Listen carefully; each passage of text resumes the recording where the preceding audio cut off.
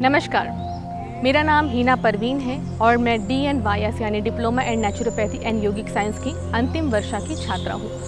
मैं आज आपको योग के आधुनिक और वर्तमान में योग की उपयोगिता के बारे में, योग के प्रकार, योग क्यों ज़रूरी है और योग करने के कुछ आसनों के बारे में आपको विस्तार से बताऊँगी।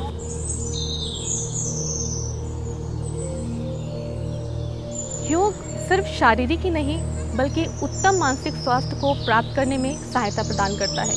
योग कोई जाति, धर्म, संप्रदाय से जुड़ा हुआ नहीं है, बल्कि योग तो एक मानव विज्ञान है। योग में बहुत सारी ऐसी चीज़ें हैं जो आपको मेंटली और फिजिकली फिट और स्वस्थ रखने में महत्वपूर्ण भूमिका निभाती है। योग एक प्राचीनतम कला यानी पतंजलि योग का एक ऐसी क्रिया है जिसको करने के बाद आप मेंटली फिजिकली रूप से स्वस्थ और फिट होते हैं। साथ में आपको अगर कोई परेशानी है या फिर कोई किसी तरह से आपको कोई रोग है तो उससे भी आपको निजात मिलती है। अब बात करते हैं कि योग क्यों करना चाहिए। योग करने से हमें मानसिक स्वास्थ्य तो मिलता है, लेकिन हमारे शारीरिक जो बनावट है उसमें भी कुछ चेंजेस आते हैं। सबसे पहले तो योग करने से मोटापा कम होता है, चेहरे में चमक आती है, हमारी बॉडी के कुछ ऐसे पार्ट्स हैं जो या फिर काम करना कम कर देते हैं या फिर काम करना बंद कर देते हैं, तो उनको एक्टिव रूप से चलाने के लिए भी योग किया जाता है। योग मेंटली रूप से स्टेबल करने के लिए बहुत अच्छा व्यायाम है, जिसको करने के बाद आप पूरी तरह से फिजिकली फिट हो सकते हैं और मेंटली तौर पर भी पूरी तरह से फिट हो सकते हैं। तो आज हम उन महत्वपूर्ण 3 आसनों के बारे में बात करेंगे। पहला ब्रिक पोज यानी कि ट्री पोज, ब्रिक आसन। दूसरा ईगल पोज यानी गरुड़ आसन। और तीसरा वीरभद्र पोज, वीरभद्र आसन यानी कि वॉरियर पोज, जिसके बारे में आज हम विस्तृत से चर्चा करेंगे। अब हम ब्रिक आसन के बारे में बात करेंगे, जो हमारा पहला आसन है। ब्रिक आसन संस्कृत के शब्द ब्रिक यानी पेड़ और आसन यानी बॉडी पोस्चर से लिया गया है, जो एक इंटरमीडिएट आसन है, जिसको करने से बॉडी की मसल्स जो है पर्याप्त रूप से अच्छे से काम करती है और बॉडी में जो हमारे रूट साइकिल है वो सुचारू रूप से चलता है। तो देखते हैं ये आसन कैसे करते हैं। इसके लिए सबसे पहले आपको तड़ासन की पोजीशन में यानी तड़ासन वाले पोज में खड़ा होना है। उसके बाद अपने हाथों को ऊपर उठाते हुए अपने लेफ़्ट लेग को अपने राइट लेग के साथ में अटैच करते हुए जितनी देर तक आप जितने सेकंड तक रख सकते हैं आपको तब तक रखना है। जैसे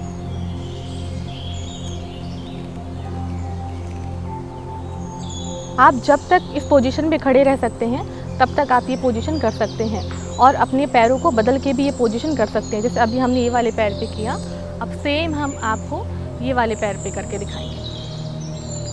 इसको करने से हमारी मसल जो है वो स्ट्रेटनिंग होती है और अच्छे से काम करती है और बॉडी में जैसे कहीं अगर दर्द है या कुछ आपको परेशानी है तो उससे भी आपको नियमित करने से आराम मिलता है। तो ये आप 3 से 5 बार कर सकते हैं। जिन्हें जैसे जो गर्भवती महिलाएं हैं उनको ये आसन नहीं करना चाहिए। अब हम बात करेंगे गरुड़ आसन की। गरुड़ आसन के लिए सबसे पहले आपको तड़ासन की पोजीशन में खड़े होना है और अपने राइट लेग को लेफ्ट लेग में टर्न करते हुए अपने हाथों को ऊपर लेकर के इस तरह से टर्न करना है। और ये पोजीशन आप जब तक कर सकते हैं तब तक आपको करके रखना है। उसके बाद आप अपने सेकेंड लेग को भी चेंज कर सकते हैं। अब इसके बाद हम अपना सेकेंड लेग चेंज करेंगे।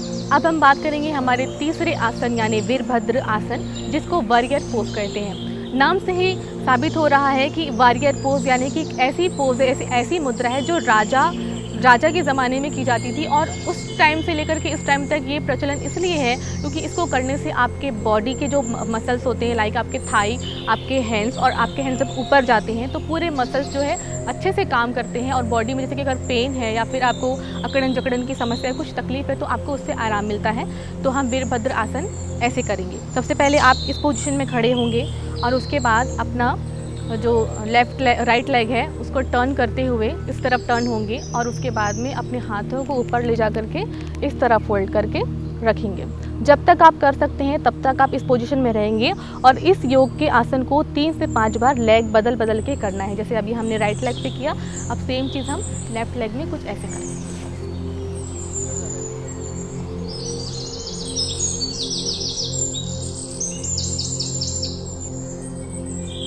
अब हम बात करेंगे योग चिकित्सा और प्राकृतिक चिकित्सा के अंतर के बारे में। वैसे तो योग चिकित्सा एक ऐसी चिकित्सा पद्धति है जिसमें हम अपने आप को, अपने शरीर को काम पर लगाते हैं और ये एक ऐसी पद्धति है जो आपकी शारीरिक क्रियाओं को पर्याप्त रूप से चलाने के लिए बहुत ही सहायक होता है। अगर आपके शरीर में कोई तकलीफ़ है या फिर आपको अच्छा स्वस्थ रहना है, तो आप योग चिकित्सा का सहारा ले सकते हैं। योग चिकित्सा में बहुत सारे ऐसे आसन होते हैं जैसे कि प्राणायाम, वृकासन, गरुड़ आसन और नटराज आसन। इस तरह के बहुत तरीके के आसन होते हैं जो गर्भावस्था में भी करे जा सकते हैं। इनमें भी कुछ आसन ऐसे होते हैं और कुछ आसन ऐसे होते हैं जो आप नॉर्मली कर सकते हैं अपनी बॉडी को फिट रखने के लिए और अपने चेहरे की चमक को बनाए रखने के लिए और अपने मोटापे को कम करने के लिए। दूसरा आसन है हमारा, यानी दूसरा अंतर होता है प्राकृतिक चिकित्सा। प्राकृतिक चिकित्सा अपने आप में एक ऐसी बड़ी चिकित्सा प्रणाली है जिसमें आप खुद से अपने शरीर को काम पे नहीं लगा सकते। आपको इसके लिए किसी दूसरे पर निर्भर होना पड़ता है जो आपके शरीर को स्वस्थ रखने के लिए कुछ प्राकृतिक या फिर प्राचीनतम घरेलू उपाय या फिर एलोपैथिक दवाएं देकर के आपको ठीक करता है। अब हम बात करेंगे प्राकृतिक चिकित्सा के प्रकारों के बारे में। वैसे तो प्राकृतिक रूप से किसी को सही करने के लिए हम घरेलू उपाय का भी सहारा ले सकते हैं, क्योंकि हमारे घर में ही ऐसी बहुत सी चीज़ें यानी बहुत से सामान होते हैं जिससे हम किसी भी व्यक्ति को बिना हॉस्पिटल ले जाए प्राकृतिक तरीक़ों से ठीक कर सकते हैं। उसमें कुछ प्रकार है जो इस तरह से हैं, जैसे गीली मिट्टी का प्रकार। गीली मिट्टी में मिट्टी को गीला करके अच्छे से साफ छान कर सुखा कर उसको पट्टी पे लपेट कर किसी व्यक्ति जो चोटिल है उसके चोटों पे लगा के उसको घाव को सही किया जा सकता है। दूसरा एनीमा। एनीमा मुख्य इसलिए लगाया जाता है अगर आपके पेट में कोई गंदगी है या फिर आपका पेट पूरी तरह साफ़ नहीं हो पा रहा, या फिर मोस्टली एनीमा जो है वो गर्भवती महिलाओं को उनके लेबर पेन के समय लगाया जाता है और इससे जो मल के द्वारा उनकी गंदगी निकलती है और पेट साफ होता है। तीसरा हो गया गरम सेक। जैसे हमें अक्सर ये होता है कि हमें कहीं से चोट लग जाती है या फिर हमारे किसी भी बॉडी के पार्ट में सूजन आ जाती है, तो इसके लिए आपको बस यही करना है कि गरम सेक लेना है, जिसमें आपको गरम पट्टी में पानी गरम करके उसको अच्छे से उबालने के बाद उसका पूरा भाप निकालने के बाद जहाँ भी आपको चोट लगी है वहाँ आप लगा सकते हैं।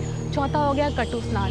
कटु स्नान एक ऐसा स्नान है जिसमें व्यक्ति को टब में डुबाया जाता है गर्दन से, उसके बाद उसको पानी में डुबा के उसका पूरा स्नान करा के ही उसको रोगों से निजात दिलाई जाती है। वैसे ही होता है हमारा एड़ी का स्नान, जिसमें हमारे पैरों को इतने हिस्से को पानी में डुबा के नमक वाले पानी में डुबा कर उसका स्नान कराया जाता है और उसके सर को गीला किया जाता है, ताकि ये जो बीमारी या फिर जो रोग है जिससे हम निजात पाने के लिए इसको ये कर रहे हैं तो उसको पूरी तरह से इसका आराम मिले।